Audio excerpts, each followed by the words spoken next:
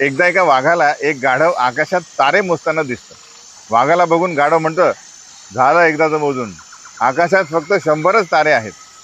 वाघ म्हणतो, नाही रे, असंख्य तारे आहेत. गाढव म्हणतो, 100च आहेत.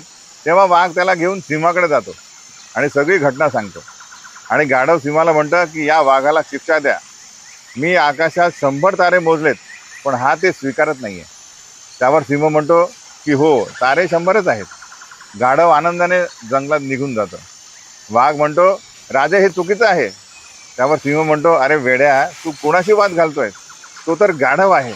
त्याच्याशी वाद घालून तू स्वतःचा वेळ वाया घालवलासच, आणि आता त्याला माझ्याकडे आणून माझासुद्धा वेळ वाया घालवला.